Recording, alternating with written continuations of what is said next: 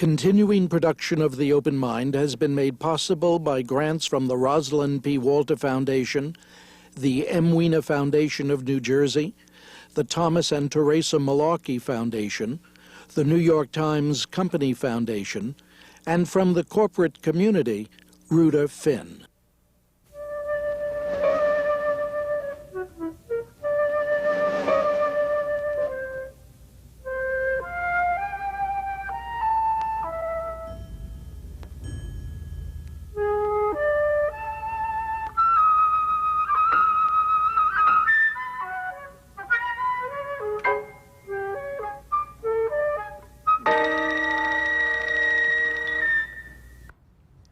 I'm Richard Heffner, your host on The Open Mind.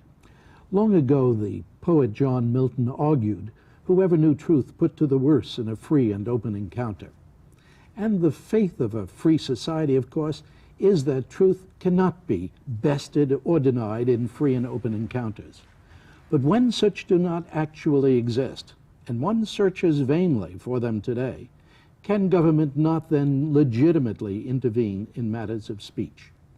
Well, my guest today believes so, writes that the state might become the friend rather than the enemy of freedom. Nor does he stand totally alone, to be sure. Some think his is literally the faith of our founders. But in his new book, The Irony of Free Speech, Owen M. Fiss, Sterling professor at the Yale Law School, is provocative and innovative in inviting us, as he writes, to examine, re-examine the nature of the modern state to see if it has any role in preserving our most basic freedoms. So let me then ask Professor Fiss precisely what he means by his book's title, The Irony of Free Speech. I think most people, when they think of free speech, view the state as the primary threat to free speech. By the irony of free speech, I mean that we have to reflect on free speech more deeply, and that we have to understand that the state may have a role to play both as a friend of speech as well as an enemy. And that what we tend to think in rather simplistic terms, that free speech means no state action, that there are many situations in which we could understand how the state has a vital role to play in enhancing our freedom. Would you say simplistic terms? And yet we know that we then have to take that charge, and it is a charge when someone thinks in simplistic terms, and aim it at our highest court and at some of our most distinguished attorneys and lawyers and scholars in the law. How do you explain that? Well, I think this more complicated understanding of freedom, an understanding of freedom in which the state has a positive role to play, was the understanding of freedom that dominated the Supreme Court in the period, say, the 1960s. I would say that starting in about the early 70s, in 1974 to 1996 to the present moment, I think the court has refused to see the complicated nature of freedom over the dissents of people like Brennan, like Marshall, even people like Justice White during this 20-year period have always insisted upon this, what I call the more simplistic, uncomplicated view of freedom. But there was a period of American history during the years of the Warren Court where the court understood that there were two sides to freedom and tried to create a body of doctrine which permitted the state to come in and to enhance the freedom. And it was very natural because remember the 60s begins with the civil rights movement. And in one of the lessons of the civil rights movement of the early 60s, and there was for equality, not freedom, was how the state could play a positive role in protecting our liberties or the values of the Constitution, such as the value of equality. I mean, the state was an affirmative force in the early 60s trying to disestablish the caste system that we found ourselves in at that period. Well, you talk about a positive approach to our Constitution, to our laws, to free speech. Has that approach, you say traditionally before the 70s, let's say, that traditionally that was an approach that had support in the Supreme Court. But don't we have to go back somewhat further than that and find that there has been in our increasingly marketplace-dominated society the notion that free speech is indeed, as you suggest, it should not be considered a matter of keeping government away rather than a matter of keeping other forces. Is it really a matter of a reversal that occurs in the 70s? Can you not find that point of view maintained long before? I would insist not. I mean, I think we have to have some historical perspective on our romance with the market and our attack upon the government. I don't think that has been a single, uninterrupted theme of American history. I would say for the period of my adult life, starting in the 50s and going through the 60s, I don't understand that period of time as a kind of romance with the market. I think our infatuation with the market, with the attack upon big government, with the plea for deregulation, with the plea for privatization, really begins in the 70s for reasons that are very complex and reaches something of a zenith during the presidency of Ronald Reagan. And I think it's that conception of our social life where the market is the all-dominating institution, where the state is supposed to be the enemy of everything good, that's really an understanding that comes into being in the early 70s and dominates our political and social life for the next 25 years. But I would say in the 50s and the 60s, I don't think it was that. Certainly not in the 30s and 40s. No, when absolutely I grew up, right. Thinking of the state in positive Of terms. course. Think back on Roosevelt's Four Freedoms. I mean, Roosevelt's Four Freedoms was a conception of freedom that contemplated a very positive role of the state. There's no way that you can get freedom from hunger, freedom from poverty, freedom from some fears without the state playing an important role. I think we're standing in 1996 today after a 25-year period of a great ascendancy of the market and an almost unbroken assault upon the state. But that isn't all of American history. Now, you say for rather complicated reasons, in the early 70s, there was this surfacing of that mantra of deregulation, deregulation, deregulation. What are those complicated reasons? Why did we move from what you described as a more beneficent view or benevolent view of what the state can do to this horror that we express today at the thought of government intervention? I don't know the answer to that question. Let me just offer some modest speculations. One had to do with the experience of the Vietnam War. I think the Vietnam War was a very traumatic experience in American politics. I think there was a feeling of disenchantment with government, not simply because of the horror of conducting the war, but the horror of misleading the American people. I think the publication of the Pentagon Papers in the early 70s was a tremendously powerful event in the understanding of many Americans that when you came to look at what was behind the government's decisions, there was relatively little. I do think that connected to that, but to some degree independent of that, I think the abuses of government power that were revealed in the impeachment proceedings surrounding Richard Nixon also began to sour people on the impossibility of having a government that you could trust.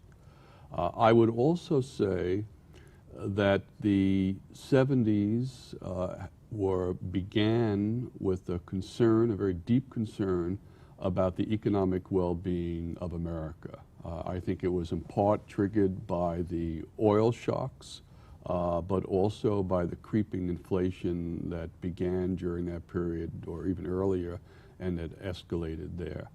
And I think once we began worrying about our economic well-being as a nation, I think the market as an institution that is supposed to promote the efficient allocation of resources became a more and more plausible institution. I think you have to realize that during the 60s, we were not besieged with these questions of economic scarcity. The 60s was a period in which we wrote about the age of affluence. We thought we could have all our ideals and live materially well. And I think during the early 70s, that kind of faith in our affluence and the pressure of economic necessity began to bring into the fore the power of the market, and the contribution that a market could make to our social life, which had been slighted, ignored to some extent during the 60s. I mean, the amazing thing about the early 70s is that theoreticians of the market, of classical, orthodox capitalism, come into the fore on the center stage, where during the 60s they were all slighted. So I would say between the war, the abuses of presidential power that we saw in the Nixon administration, and the imperatives of economic scarcity, I think we begin to take a different view of the state. And I would say this is a view that is, even during the Carter years, remember, Carter also spoke quite emphatically about the evils of big government and the importance of deregulation. This has been a dominant theme of our politics for the last 25 years. I would say it's the organizing theme of our politics. Of course, after the Second World War, there were those like Adlai Stevenson in Illinois and Earl Warren in California who did talk about the devolution of political power and of governmental power. It did look to the states to take over rather than the federal government, so that it's not totally. No, it's not totally, and I think people, even during the 50s with McCarthyism, became very skeptical of government power. But I still think that the one thing that has to be factored in is Brown versus the Board of Education and the Civil Rights Movement. I mean, I think that is the defining event of the 60s, and that was an event that depended upon the use of government power. The court is an agency of the state. The Department of Justice, which was absolutely crucial for the campaigns against the eradication of the caste structure, is an agency of the state. Now, it is true that the court, the Department of Justice, did not do it alone, and were crucially dependent upon the Civil Rights Movement and Dr. King, were crucially dependent upon agencies like the NAACP Legal Defense Fund. But it was understood that if we're going to begin to realize the promises of our Constitution, that we had to, in certain circumstances, call upon the state. Do I understand then that what you're saying, in a sense, from the one side, the right perhaps, you had a reaction against governmental involvement in terms of the enforcement of Brown versus Board of Education, and on the other hand, you had from the left a reaction against government that stemmed from Vietnam and from the excesses of the Nixon administration that led to his resignation. And that put together, you had a soil that was ready to receive that seed of deregulation, deregulation, deregulation. I think you put it very well. If I could just add one thing, and what I try to do in this book, although the domain is free speech, is to recover the possibilities that there is a middle ground, which we in fact lived through during the 60s, and I think rendered that period one of the great moments of American history. What do you mean middle ground? Isn't this a matter of either seeing government as always potentially a friend or not? What middle ground can you strike? Well, let's talk about the press, the chapter Right. in the book that deals with the press. I am a very, very strong believer in the importance of New York Times versus Sullivan as an important contribution to our freedom. That's a case that was decided in 1964. In New York Times versus Sullivan, the Supreme Court said that the press has to be given some breathing room, and when it reports upon figures, public figures, that it could not be held accountable in a defamation suit unless the public figure proves actual malice, that the report was known to be untrue or that there was reckless disregard as the truth. And New York Times versus Sullivan creates a kind of space, an autonomy around the press. It gives the press a kind of freedom to be more vigorous, robust, spirited in its reporting of issues of public affairs. Some would add to that vicious and unfair, too. Yes, yes, yes. But let's put that to one side. I do think that with any freedom there are excesses, and a press that is robust and aggressive could degenerate into viciousness also. I would agree. I don't think the viciousness of the press has much to do with this privilege that New York Times versus Sullivan created. But just let me continue my thought. I think that is an important part of our legacy of freedom. I also think that another part of our legacy of freedom is a case called Red Lion, in which the Supreme Court in 1969 upheld the fairness doctrine of the FCC on the theory that it is appropriate for a state agency, here we're talking about the FCC, to regulate what is broadcast on the air in the name of enhancing the information that is available to the public so that the public could discharge its democratic responsibilities.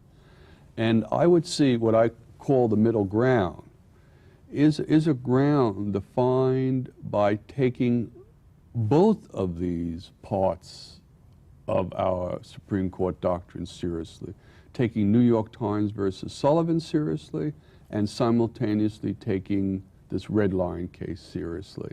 Now it may, and that's what I think that's what I would concede to be a middle ground. And I think it's possible. I certainly think, I don't think we have to have a conception of press autonomy which precludes a kind of fairness doctrine. Because the autonomy that we want to give to the press, and I believe in the autonomy to give to the press, is an autonomy where the press should be in a position to discharge its democratic responsibilities. And its democratic responsibilities is a responsibility to inform the citizenries of the matters of public importance. But how can that come to pass? You're asking for measure, balance, reasonableness, that is more than just sweet reasonableness. How can that come to pass until you resolve, as you state the problem of the theory of democracy and the theory of freedom, when you have not yet chosen between freedom as an individual right and freedom developing out of a concern for my individual right to speak as I please, speak enlarged, and the notion that the doctrine of free speech is designed really to foster the well-being of the community and to foster democratic choices. How can you reconcile those? Don't you have to find a primacy either for the individual or for the community? And don't you yourself make a choice? Yes, I make a choice. I make a choice. But the choice is not an abstract moral choice. The choice is in the context of giving a theory to explain why the First Amendment has a role in our Constitution. The First Amendment is not a moral command handed down by Kant. It's part of a charter that is established to govern this nation. I do not view the First Amendment as a kind of celebration of individualism, but rather as a structure to help protect our democracy. Isn't it the former? Hasn't that been the interpretation that has prevailed in these last 20 years, as you described them? In the last 20 years, it's prevailed. I think it's misguided, and the attempt of this book is to recover a vision, what I call the democratic theory of the First Amendment.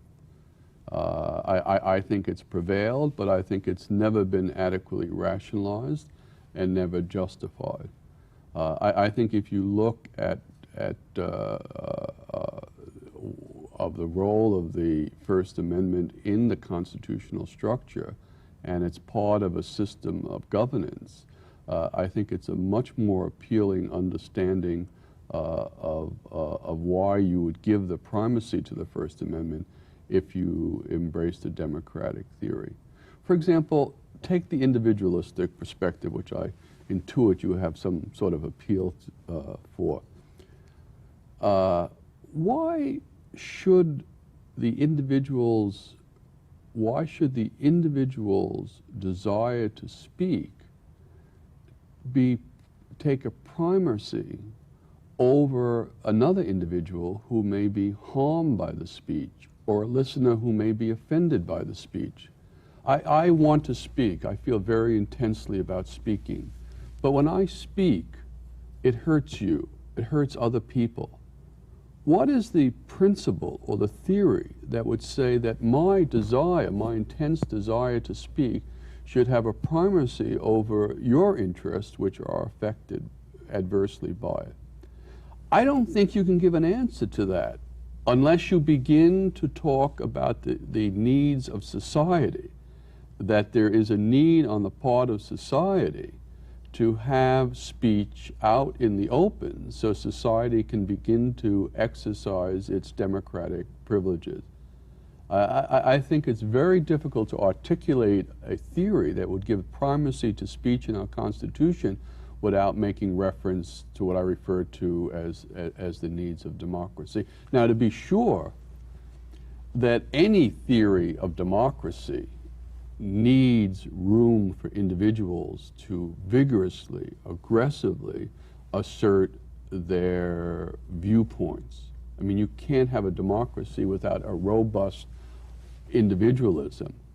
But we have to understand that the robust individualism, which the First Amendment may give life to, is a robust individualism which is in the service of democratic values and always limited by that. You know, I sit here thinking no one has ever paid me as high a compliment as you have, and I'm grateful to it, in that my attempt always to keep an open mind and not to be a partisan, I felt that in this area I was going to fail because I so totally agree with your position, and I have been so long in the searching for, until I read in the New York Times the other week the splendid review of the irony of free speech, I despaired of ever finding a distinguished scholar who was going to take anything other than, ultimately take anything other than the usual, speaking as you've suggested in the last generation's terms, the usual position on the absolute nature of the First Amendment. Now, I look to you for philosophizing about and explaining a position that I feel very, very strongly. I don't believe that our community can long survive if we become so absolutist in our individual concerns about individualism. And your distinction of democracy, you wonderfully pose here the posture that I think we must adopt. What hope do you see for your position? Because you do take a position. You don't just say we either take one, when you talked about the balance, the combination. What hope do you see for a developing theory of the First Amendment that includes what you want to include? I believe we have a moral duty to be hopeful all the time. That's a very funny answer. I think the last 25 years have been disheartening from this perspective. I think the body of Supreme Court doctrine that has been yielded for this period has been disheartening. But when I stand before my students 2 or 3 times a week, probably more than they want, you see lights go on. The law is not settled forever today. And my hope, such as it is a hope that looks to the new generation who were born before the 60s, after this period of of sharing with them some of my aspirations. Well, when you talk about lights going on, a light is going on that tells me we've passed our time here. Please stay where you are. We'll do a second program, but let me thank you so much for joining me today, Professor Fiss. And thanks, too, to you in the audience. I hope you join us again next time. If you would like a transcript of today's program, please send $4 in check or money order to the Open Mind, P.O. Box 7977, FDR Station, New York, New York 10150. Meanwhile, as an old friend used to say, good night and good luck.